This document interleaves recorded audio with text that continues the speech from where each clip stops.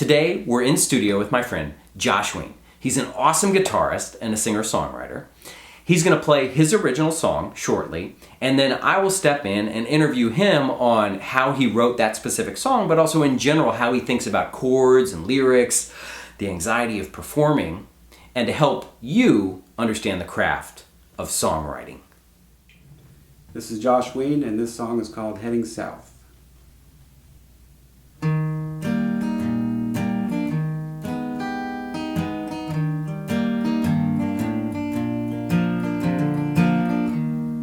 When did things start going wrong?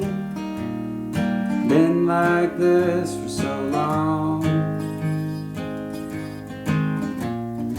Think about you every night, far away and out of sight.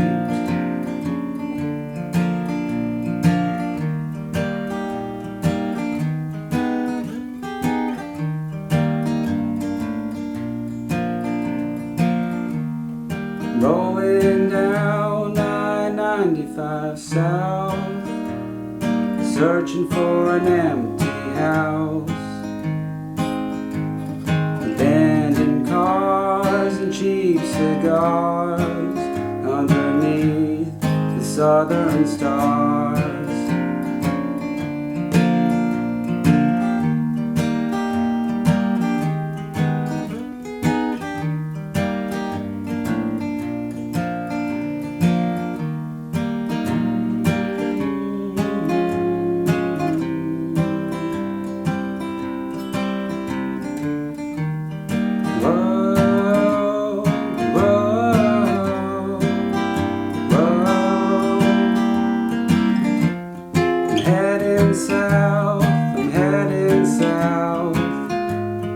Chasing familiar sounds, heading south, I'm heading south, deeper than the deepest sea, I'm heading south into the mouth, into the belly of the beast.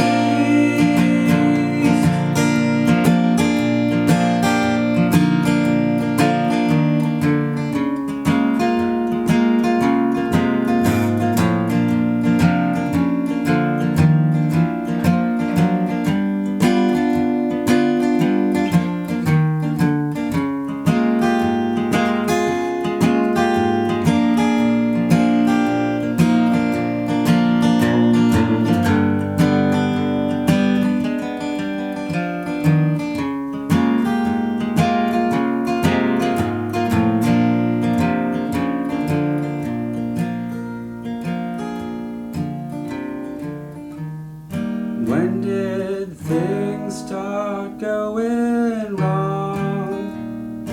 Been like this for so long.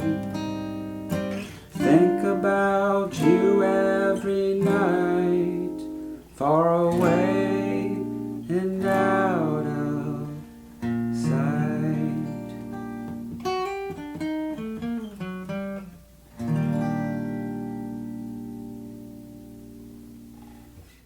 Josh, that was really cool. It's such a neat song, and I like how they're kind of two tones. It's more of a kind of a standard traditional song format, and then it moves to this jazzy format. How did you kind of come up with that for the background?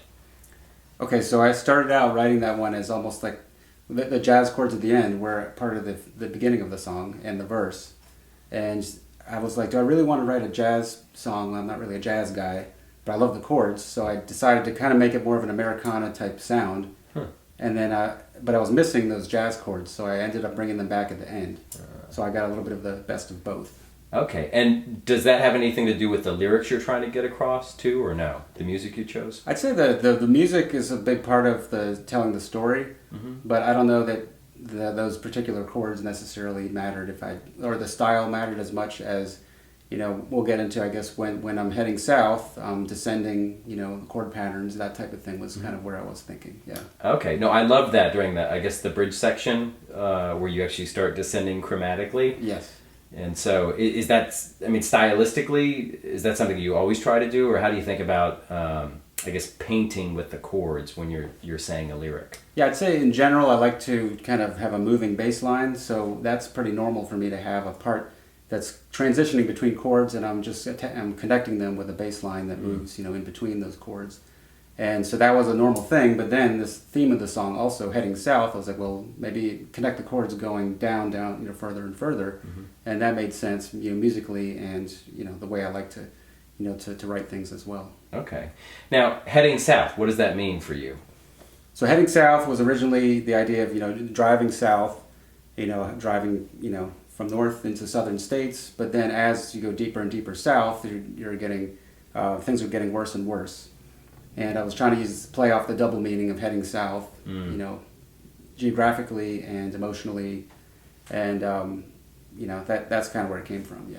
And for you, was there anything in your life that was heading south at the time, or you just chose this concept and you wanted to speak Not necessarily. to it? I've gotten to the point where I've written everything that I could write about my life, so now I'm branching out into like making up stories and trying to create images and paint a picture and take a theme and explore it as opposed to, relate it directly to my life. And for this song, did you start with, I'm going to write a song called Heading South, or did you start with the chords, or what was the real catalyst to make this happen? I think I started with the chords first, and I was just maybe noodling with the chords, and I was doing those jazz chords, and then I came up with that descending pattern. I think, this one that's... So then I was like, that feels like I'm actually heading, downward or moving, in a direction. And that's where it triggered the title, I think, around writing those, that part right there. Okay, so it was really the playing the music led to a lyrical concept, and then you hashed out the lyrical concept. Yes, exactly. And you knew that Heading South was going to be the chorus or the title or the main point of the song at that point? Yeah, once I discovered it, I knew that was going to be the title. Okay, great. That's so cool when that happens. You're like, because you work so hard and you struggle, and then all of a sudden it's obvious. Right. But it doesn't always work that way. It's just sometimes, you write something and you just, stumble into something and then it reveals itself. Yeah. Like it did in this case. Other times you have to start, or for me, I start with a title and I'm like, this is, what I'm going to write. Everything has to relate to that. Yeah. But it's kind of nice when it just happens organically, right? Yeah. It's a lot easier when that happens. Otherwise, it stays on the shelf for years, and you're like, I can't figure that song out. So then it's good to co-write, too, in those situations. Definitely. Have you done much co-writing? I did it one time, and I've done a couple like exercises, like songwriting workshops, where we got into groups and did a co-write. But I haven't taken it to the extent of like writing a full song with somebody. Yeah. All right, well, coming back to Heading South, how do you feel about where the song is at now? Do you feel like you wanted to work on it further? I mean, I've heard you say you've changed the chords. It sounded great, but where does it sit for you as just an artist and a composer? So that one, I'd like to add some harmonies to it and maybe some guitar solos and some other instrumentation, but I think I'm good with the lyrics on it, and I like that it's a little bit minimal because I think it tells the full story. I don't think it needs anything else. So that's, to me, you got to decide, like, is something left out, or is this a complete song? I feel like it's a complete song at this point. Yeah, no, it was great. I really enjoyed it, and also at the end, I kept thinking like, all right, this is a long instrumental section, so I'm sure there's going to be some solo. But you think that's not written yet. So when you think about it, is it a lighter solo? Is it electric guitar? Are there other textures? Like, what do you feel should be there next, and how do you go that direction as a songwriter? So I tend to just stick to what I'm most comfortable with. I'll stick with a guitar solo, and it would probably be an acoustic guitar solo, but then once in a while I'll try an electric solo and see if it has the same feel, if it's right for this song or not. Probably not this song. I would stick to the acoustic, I think, but I'd probably use a different guitar so it has a different sound quality than this one. Yeah. Okay, great. Now on song structure, I kind of tried to map it out. It's almost like an intro, verse, intro, and then it does this two-part bridge and then that outro. How did you come up with that structure and compared to a traditional song structure, an intro, verse, chorus, bridge, chorus, or double chorus, outro? How do you think about structure in general, and how do you think about structure in this song? So this one doesn't really have a chorus. You could say it has an intro, like you said. It has the verse 1. And then it has a verse 2, I guess intro and then verse 2, and then it has this descending part that's heading south, and then it has the belly of the beast part, which is like a big kind of reveal. That's the solo section, and then it goes back to a verse similar to the first verse. So it just worked out that way, and I didn't want to make it a 6-minute song, so I was like, if I added choruses, this would be too long. So for me, I think, you know, it makes sense to just figure out if, you know, how to make it work for that particular song and keep it within a reasonable length. And if it needs a chorus, it needs a chorus. This one I didn't think did. Okay. And also, I love the stuff you play because you play very different chords. I mean, a lot of, I don't know, sevenths and minors that are just different, and other voicings up the neck, which is very different than a pop structure. So tell me about just how you think about the chords you choose to use in this composition specifically. So this one, I'm capoed up, and mainly it's just because that's where my vocal range works for this song. But, so I mean, I'm just playing what I think are basic chords, you know, a C. And now this is a shape of an F minor, which if you did this would be an F minor. Okay, yeah. So to me, it's just the 1 to the minor 4, back to the 1 to the 5 chord, which is, you know, like a G shape. And I noticed later on you did a lot of different voicings of that G shape. I mean, your index finger's moving around, and you're really teasing out the extent of what you can get out of a G. Yeah, so within the G, you know, you got the 1, 3, and then the octave up here. You can do G7, and then you can get the E in there, you get the you know, there's different, I guess, notes within the scale of, you know, the G chord. So I'm just playing around with it.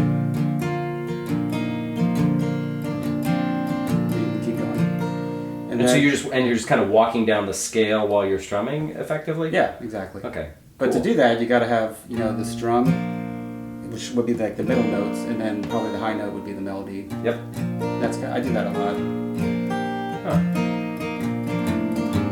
Now there's bass lines in there, so like I was saying before, I try to connect the chords. So like if I'm connecting G to an E, I'll try to go and walk down the scale, so it doesn't just go G directly to E. There's kind of a transition in between the chords. Very cool. Any other musical aspects of the song that you're proud of or you want to speak to that maybe people don't notice on first listen? Yeah, so let's talk about this descending part for heading south. So I got D minor shape. I'll just use the shape because I know I had an actual D minor. Of course. So D minor, this chord, which I'll talk about in a second, to like a C major shape to this chord, which is just like the one I played up here. And then to this shape. And I'm kind of just playing the 1, the 5, and the 3rd. I'm skipping this G string in some cases. You're just muting it with your finger. Okay, great. So the cool thing about this one, I didn't realize it at the time. I was just kind of, this sounds cool. But what it is, I think, is D minor shape to A7, and then C shape to G7. It sounds like Hotel California in that vibe. So that's why it sounds like something you've heard before maybe. But when I do this is really the same as the A7. I'm just starting on the 3rd. Okay. So you're getting that kind of chromatic effect as you walk down, but it's really connecting with the voicing of a totally different chord. Yeah, so this right next to the D minor shape is this starting on the 3rd, the A7, and then here's your C, which is also right there. So I try to find chords that are right next to each other, and it might be like a version of a chord. That way you don't have to be jumping all over the place. Okay. And it sounds to your ears like it's moving, right? Very cool. And I guess if you had a bass line, you could have the bass line do the chromatic step down, or you could actually have the bass hit the other root notes that are implied. Would you ever do that, or would you just really highlight that chromatic walk down? I think with the bass notes, you want to stick to the roots. Yeah, you could do the 1-5, you know. Okay. But I would either connect using the scale notes for bass lines, but otherwise I'd always try to land on the beat with the 1 or the 1. And then the 5 would be mixed in there too. Okay. Now, for anyone watching now who's new to playing and maybe less strong on the music theory, which is behind a lot of what you're doing, what kind of suggestions would you have for them on how to really change up their songwriting on the chords, not the lyrics, but just on the chords in their compositions? I would recommend that you study songs that you like and try to figure out what chords they're using and try to incorporate that into some of your songs. You might not know why they work, but they sound good to your ears. You know, you can always borrow stuff and change it up and say, instead of going from G to B minor, I'm going to go from G to A7. Just try it. If you like how it sounds, then maybe there's something to work with there. Yeah, I mean, no one knows what the right answer is in all this. You just write what you like and what connects with you, and you just see where it resonates. Yeah, but I think also, but going back to listening to those songs that you like, there's a reason why you like them, and you know, if you could kind of, I always try to reverse engineer like the good, the best, my favorite songs, and then say why do they work and what are they doing, and you might not know the music theory behind it, but you can at least say, oh well, now I know I can always go from a G to an A7 in one of my songs, and it might sound good. Yeah. And it gives you more degrees of freedom in the creative part where you're saying, all right, I feel like there should be something else here. What is it? And you just, sometimes it's very random, the collisions that occur. Just like he shared earlier, where it's just kind of the theme, oh, I'm heading south. All right, that's the name of the song. And then these other chords just happen. So, right. Anything else on this song that you want to share? Just about kind of how you wrote it, how you think about composition? One thing that I noticed I did with this song, I don't know if it's not this part, but let's see. A lot of times I'll try to end on the fifth of the next chord you're going to. So if you're changing into a new part, say I'm going to C, it sounds nice because I came from a G. That's the 5 chord of C. Yeah. But let's say I'm going to D minor, you know, I could come from an A7, which is the 5 of D minor. So I always think about that, in that, you know, your ears kind of want to hear the tension and the resolution. So the tension is the 5 chord, and the resolution is the 1 chord. So actually feels much better. Yes. Sometimes I like the tension too. Yeah. But it's good to know at least, you know, how to release the tension if there is tension in your song, and try to always resolve it with a 5 to 1 or something like that. Yeah. It's something I try to get in there as much as I can. Yeah. And for those of you asking what the 5 is, the dominant fifth, so up a scale, 1, 2, 3, 4, 5, the fifth note, that would be the fifth, and the chord that is implied off of that in the progression is what he's alluding to. So if you kind of play that fifth, then you naturally want it to go back to that nice resolution that he gave there. So check out some other background on that to help you make sense of what he's talking about. All right, cool. What about performing?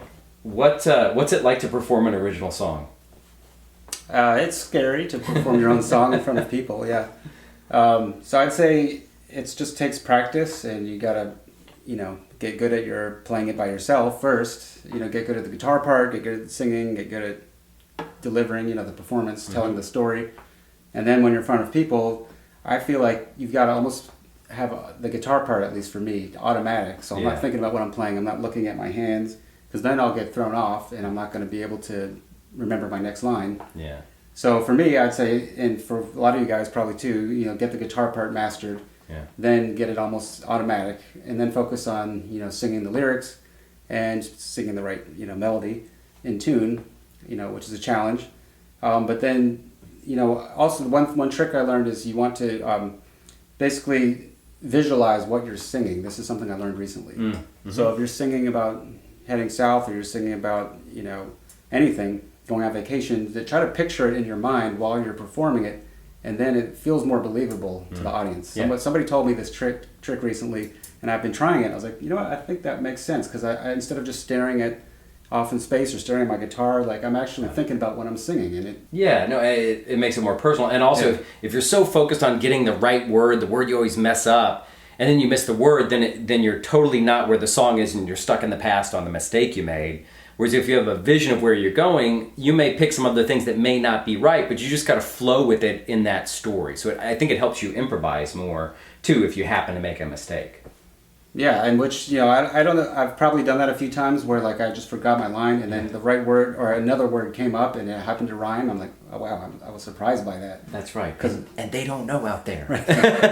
Nobody noticed, but to me, I was proud of myself, because I was like, I don't usually do things like that just on accident, but it happens sometimes. Good work. Yeah. Okay, great. One other thing, I noticed in one of your other videos you've done, when you do the solo on your YouTube channel, that you put this like sheep head mask on. What's the story behind that? So my kids have all kinds of, you know, interesting masks and costumes and toys, and sometimes I play with their stuff too. And I was like, oh, let me see what it looks like to play guitar or play a, you know, performance while I have the sheep mask on. And I tried it, and I was like, oh, that looks like pretty kind of creepy but interesting at the same time. So I did a video where I have the sheep mask as like a surprise at the end, and I'm trying to figure out where else to use that, but. It's fun, and it actually is very breathable. So like some masks you put on and it just gets too hot. Like this one actually feels nice and comfortable. We've got it right here. It's coming up. See, it's actually much lighter than I expected when you put it on.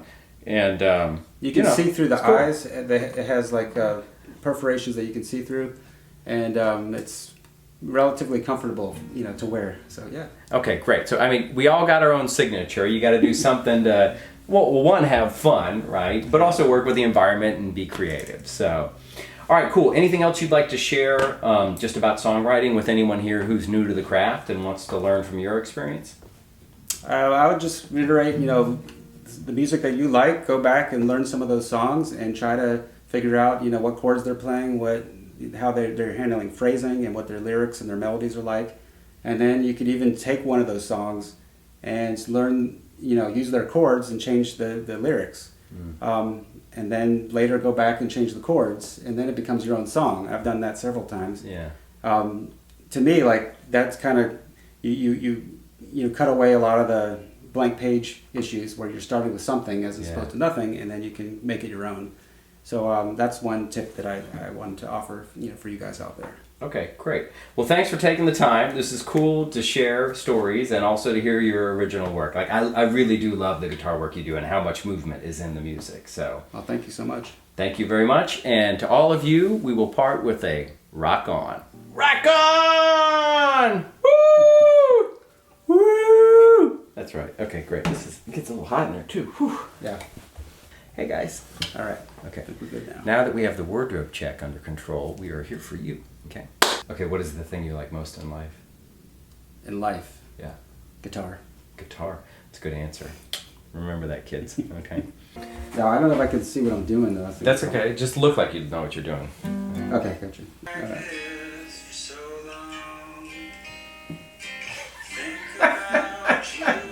Unveil the mystery, man.